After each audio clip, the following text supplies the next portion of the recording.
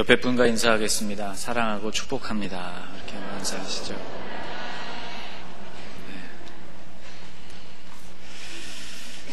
여러분, 예배는 하나님과 수직적으로 우리가 만나는 특별한 시간인 동시에 하나님이 구원받은 백성들을 함께 불러주신 성도들과 함께 교제하고 구원의 기쁨을 나누는 그런 수평적인 단계의 예배도 있는 것이죠. 여러분, 오늘 예배하시는 가운데 옆에 계신 분들로 인하여서 위로가 넘치시기를 바라고, 또 위에서부터 부으시는 하나님의 은혜가 여러분의 마음에 가득 채워지시기를 간절히 축복합니다. 예배실을 들어오시면서 강단 색깔이 바뀌었구나 하시는 것을 눈치챈 분들이 계실 것입니다. 오늘부터 강림절기가 시작되기 때문입니다. 강림절기, 좀 어려운 말로 되어 있는데요. 이 강림절기라는 것은 주님께서 세상으로 내려서 임하시는 절기라는 뜻을 가지고 있습니다.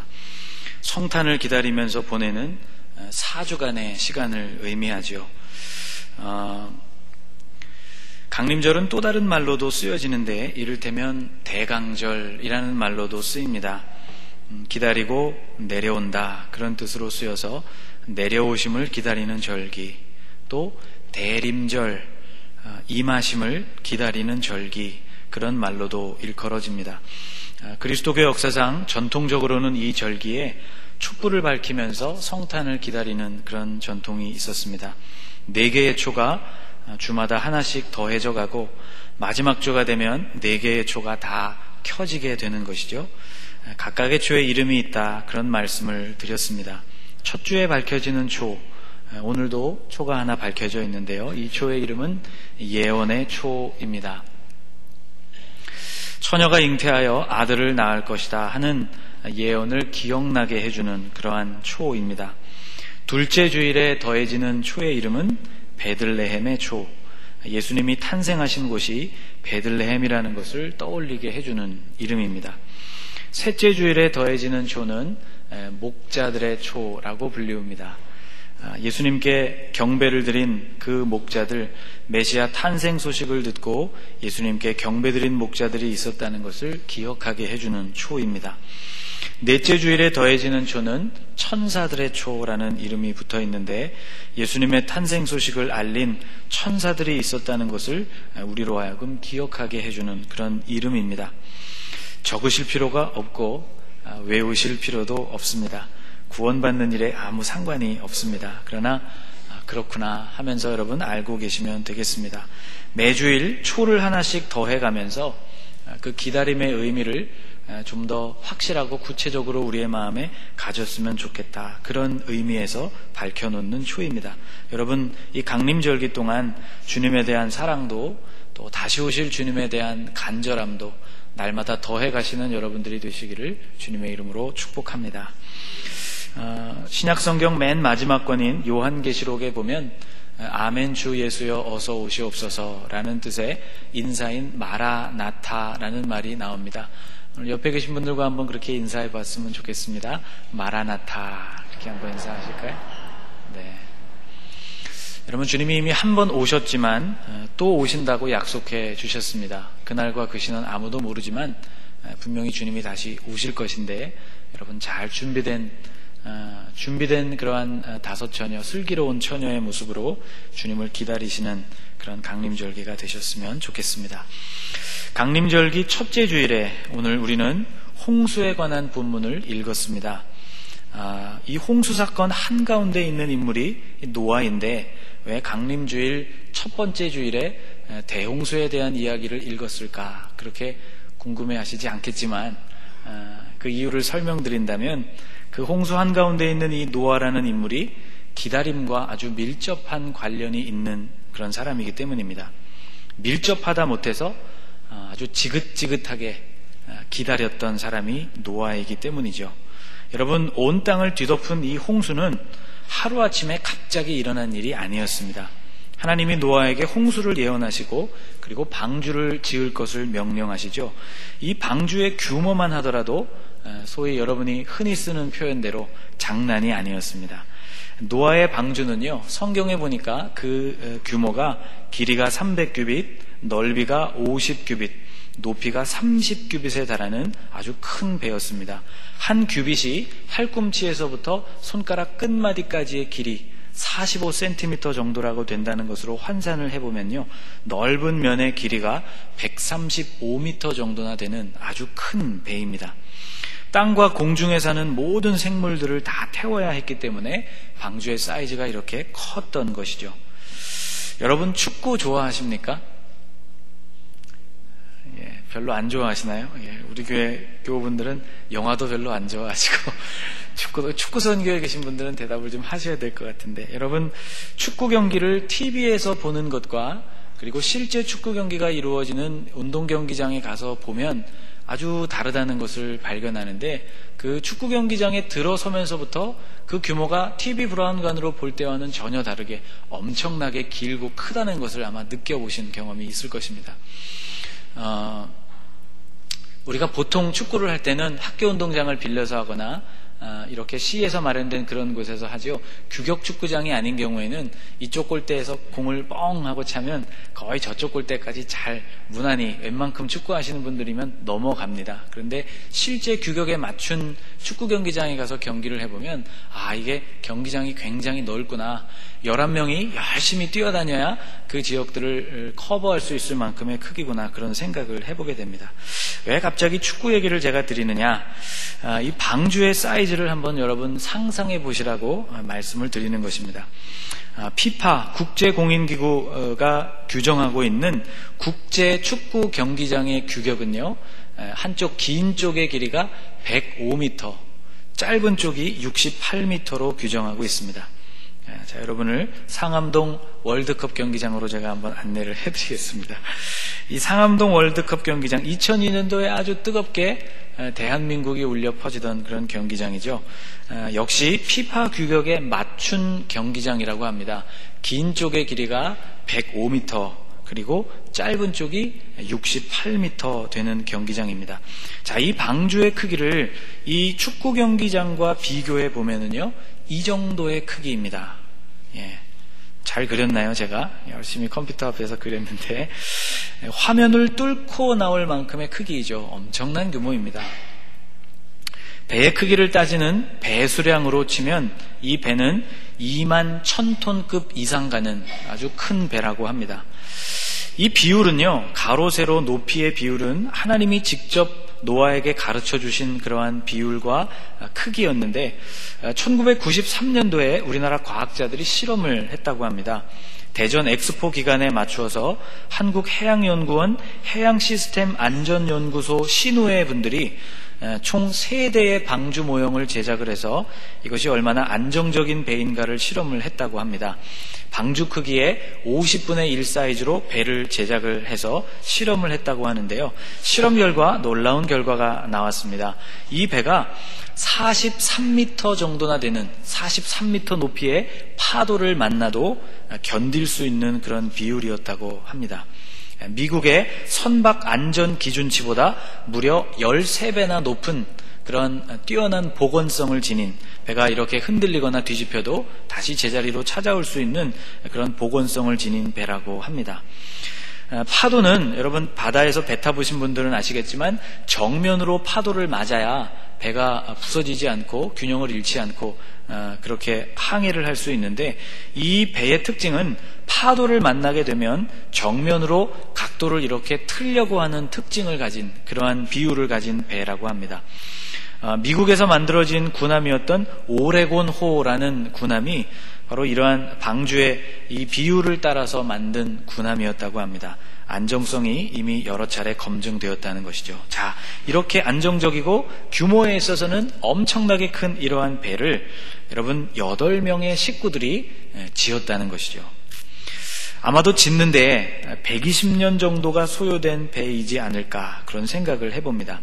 창세기 6장 3절 말씀을 보면요, 여호와께서 이르시되 나의 영이 영원히 사람과 함께하지 아니하리니 이는 그들이 육신이 됨이라, 그러나 그들의 날은 120년이 되리라 하시니라 라는 말씀 때문입니다. 이 120년이라는 기간이 사실 성경을 해석하는 데 있어서는 난제 중에 하나입니다. 이 120년이 우선은 향후 인간의 단축된 수명, 그러니까 노아의 홍수 이후에 줄어든 인간의 평균 수명을 일컫는 말이다, 그렇게 해석하는 분들도 계십니다. 실제로 노아의 홍수 이후에 인간의 수명이 아주 급격하게 감소했죠. 그런데 감소된 그 나이를 따져보아도 120세 정도는 훨씬 웃돌았기 때문에 그렇게 생각하는 데는 조금 어려움이 있어서 대부분의 사람들은 이 120년을 하나님이 경고하시고 대홍수가 임하기까지의 그 사이 동안의 기간이라고 그렇게 해석을 합니다. 그 120년 중에서 노아에게 방주를 지으라고 명령하신 그 시점이 언제였는지 성경에 나와 있지 않아서 좀 불분명하기는 하지만 어쨌든 이 큰 규모의 배를 8명이서 짓기 위해서는 아마도 100년 이상의 많은 세월이 소요되었을 것이라고 하는 그런 생각에는 이의가 없습니다. 자, 여러분, 명령하신 분이 하나님이시기 때문에 방주도 하나님이 지어주시면 얼마나 좋겠습니까? 그렇죠? 방주를 짓고 너희 식구와 동물들이 그리로 들어가라 명령을 하셨으니 하나님도 방주를 좀 지어주시거나 좀 방주를 제공해 주시면 얼마나 좋을까마는 하나님은 설계도만 주시고는 노아로 하여금 손수 그 방주를 짓도록 하셨습니다. 여러분 한번 생각을 해보십시오. 맑은 하늘 아래서 그렇게 거대한 배를 그 긴 세월 동안 8식구의 힘으로 짓는다고 여러분 생각을 해보십시오. 1-20년도 아니고 100년이 넘는 오랜 기간 동안 배를 지으면서 그 노아와 그 식구들의 마음에 여러분 어떠한 마음이 들었을까요? 아마 저 같았으면 나무를 베면서 아마 투덜투덜 했을 것 같습니다. 그 긴 세월의 이야기, 그 수많은 수고와 땀과 눈물과 한숨과 어려움과 이 긴 세월 동안의 이야기를요, 성경은 참 재미있습니다. 단 한 문장으로 이렇게 말씀하고 있습니다. 같이 한번 읽어볼까요? 노아가 그와 같이 하여 하나님이 자기에게 명하신 대로 다 준행하였더라. 여러분 굉장한 압축력이죠. 예. 노아가 그와 같이 하여. 여러분 이 가운데 짧은 말씀 안에 들어가 있는 이 노아의 고뇌와 고민과 힘든 상황들을 우리는 생각을 하면서 이 말씀을 읽어야 할 것입니다. 그런데 중요한 것은 노아가 그 명령대로 다 준행했다는 것이죠.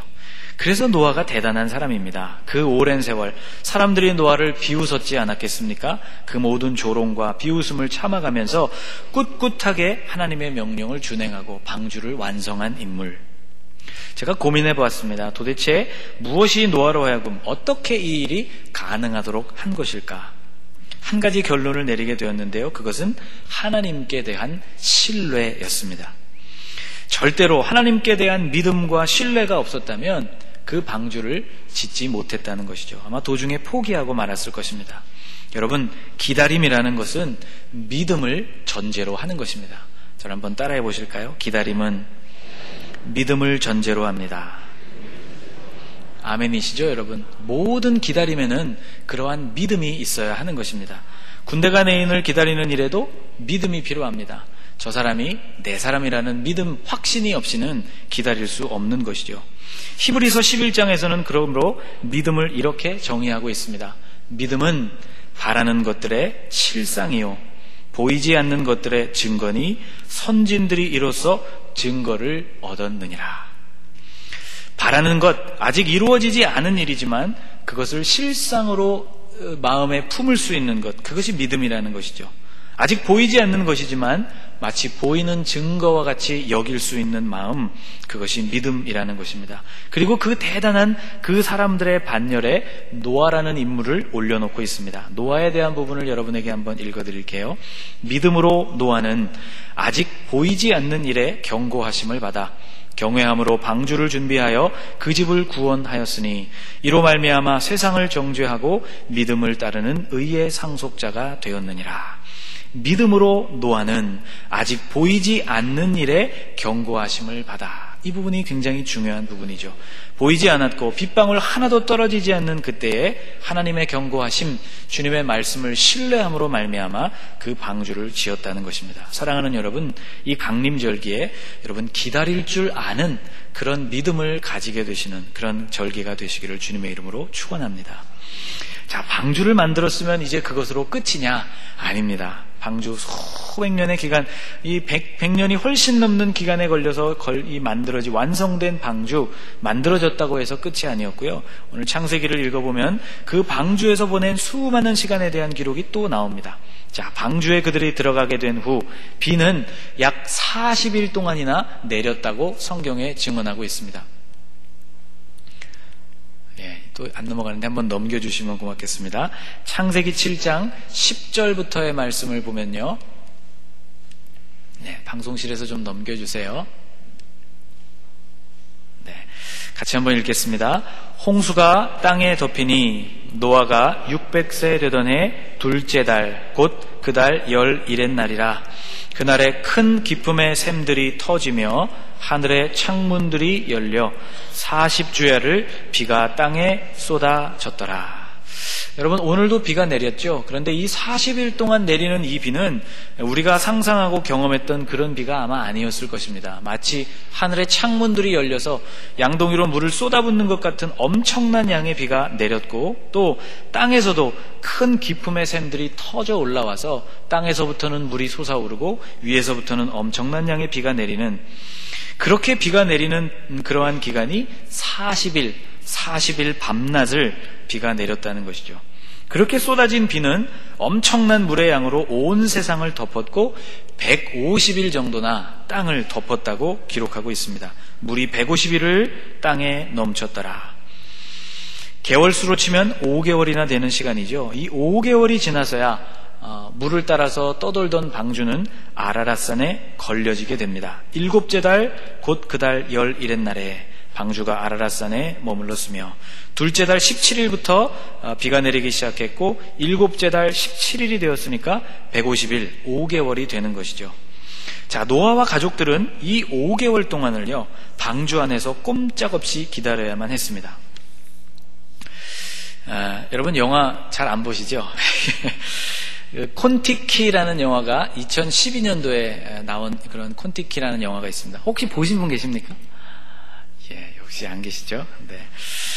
이 영화는요 실화를 바탕으로 만들어진 영화입니다. 1947년도에 노르웨이에 있었던 인류학자였던 토르 헤이에르달이라는 학자가 한 가지 가설을 증명하기 위해서 바다 위에 뗏목을 한 척 띄웁니다. 그 가설은 어떤 가설이냐면 남태평양 폴리네시아에 살고 있는 원주민들이 남아메리카 대륙에서부터 이주해 온 사람들일 것이다 라는 가설을 증명해 보이기 위해서 실제로 뗏목을 만들어서 그 긴 거리를 항해하는 그러한 일이 있었습니다. 1947년 4월 28일부터 8월 7일까지 3개월 10일 동안, 날짜로 치면 약 100일 정도가 되는 기간이죠.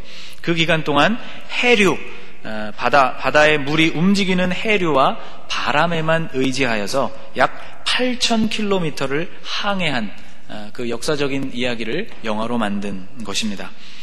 이 영화를 보면서 제가 아주 주의 깊고 아주 인상 깊게 보았던 장면은요, 배가 그 100일 동안의 항해를 해서 이 폴리네시아 섬에 도착했다는 것이 아니고 그 배에 타고 있었던 6명, 이 토르라는 학자를 비롯해서 그 여정을 함께했던 그 5명들 간에 일어났던 갈등들을 아주 실제적이고 뛰어난 심리묘사로 그렇게 그려낸 작품이기 때문이었습니다.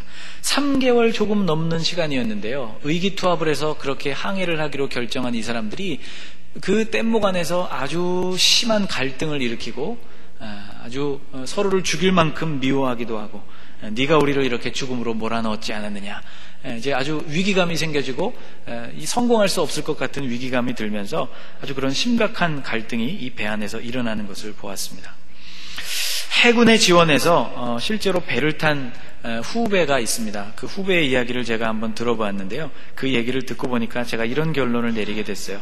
배라는 장소는 인간성을 사라지게 만드는 최적의 장소가 아닌가, 그런 생각을 해보았습니다. 몇 개월 동안 똑같은 사람들과 똑같은 공간에서 똑같은 일상을 반복하다 보면 사람의 마음에 여유라는 것이 없어지게 되고 아주 작은 일로도 감정이 크게 상하는 일들이 많아서 그 안에서 여러 가지 일들과 사건 사고가 많이 일어난다는 이야기들을 들었습니다. 여러분 현대식으로 건조된 그런 군함에서도 여러분 그렇다면 노아의 8 식구들은 얼마나 이 방주 안에서 무료하고 힘들었을까 그런 생각을 해볼 수 있는 것이죠. 배에 탄 동물들에게 먹이를 공급하는 일도 이 8 식구의 몫이었을 텐데 아마도 하루 종일 그 일에 매달려야만 했을 것입니다. 배가 아라랏산에 머물기는 했지만 아직 배 밖으로 나가기는 어려웠습니다. 왜냐하면 여전히 그 밖에는 물로 가득 찬 세상이었기 때문이죠.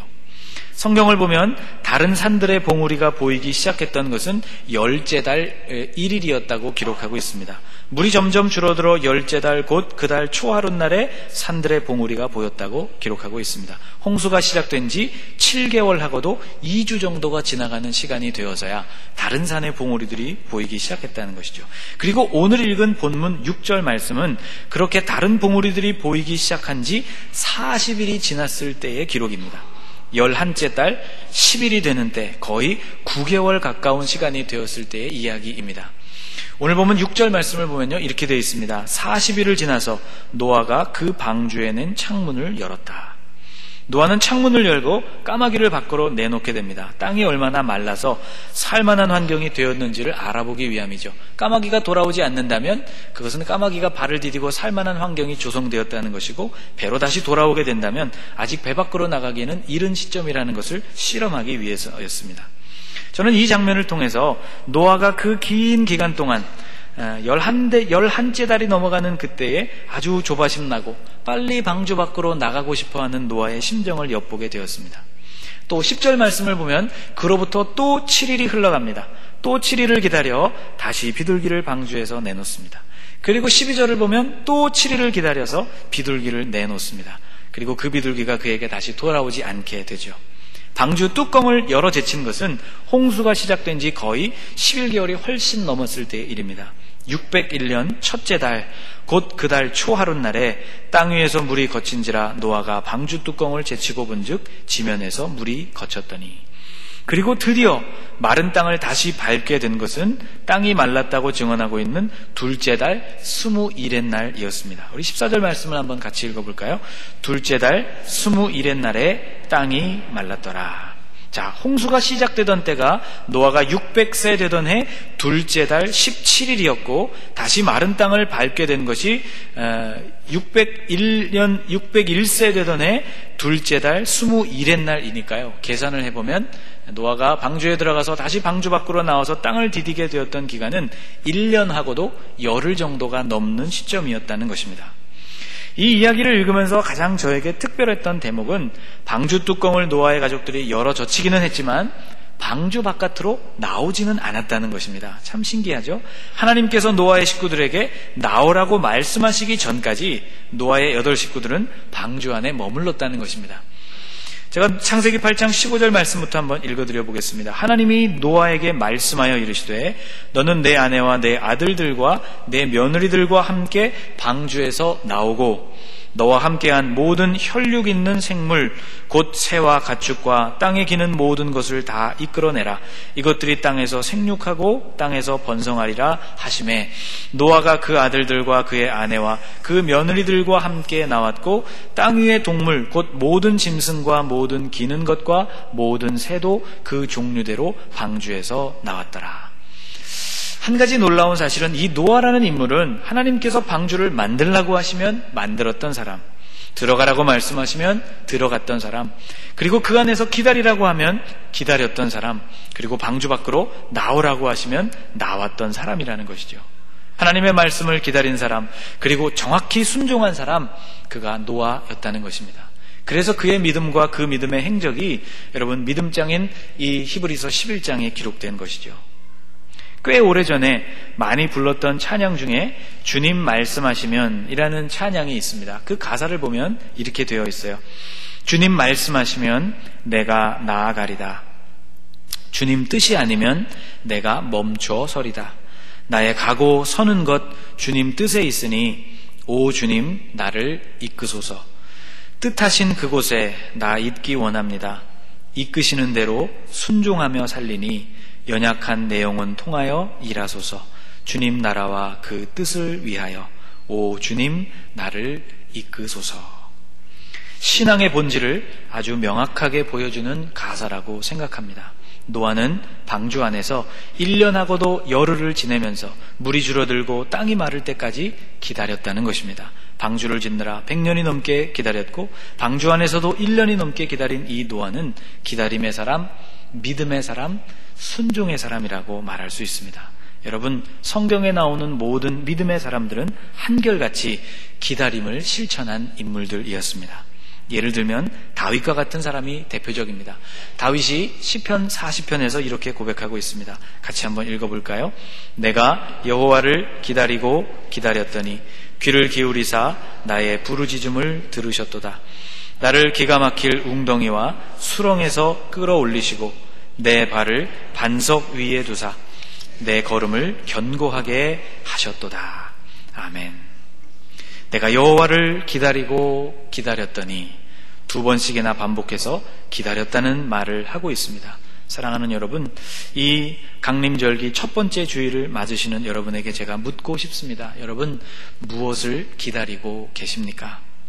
여러분, 믿음을 가지고 기다리실 수 있기를 축복합니다.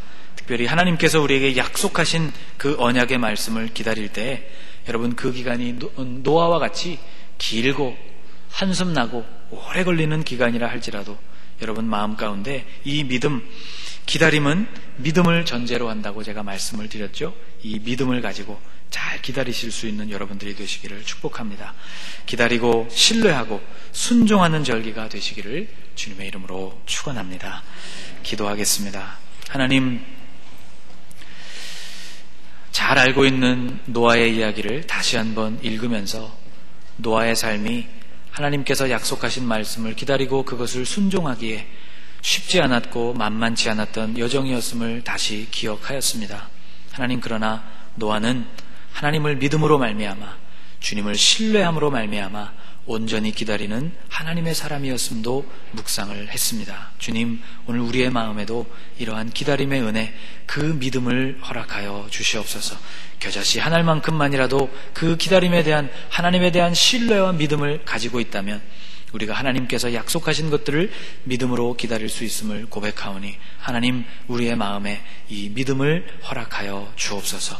강림절기를 맞이하는 우리에게 오늘 우리의 마음에 주의 약속을 기다리고 주님을 바라는 우리의 믿음에 믿음을 더하여 주시어서 하나님의 은혜를 잘 기다릴 줄 아는 믿음의 사람들, 믿음의 용사들이 되게 하여 주옵소서. 하나님, 오늘 우리가 무엇을 기다리며 살아가고 있습니까? 주의 말씀, 우리에게 언약해 주신 주의 말씀을 믿음으로 잘 기다리며 성취하실 하나님을 기대할 수 있는 하나님의 사람 되게 하여 주옵소서. 하나님, 믿음이라는 것은 하나님 바라는 것들의 실상이요 보이지 않는 것들의 증거라 말씀하셨는데 우리가 믿음으로 이것을 온전히 현실로 누리고 나타나는 것들을 증거할 수 있는 하나님의 사람들, 믿음의 용사들이 되게 하여 주옵소서. 예수님의 이름으로 간절히 기도하옵나이다. 아멘.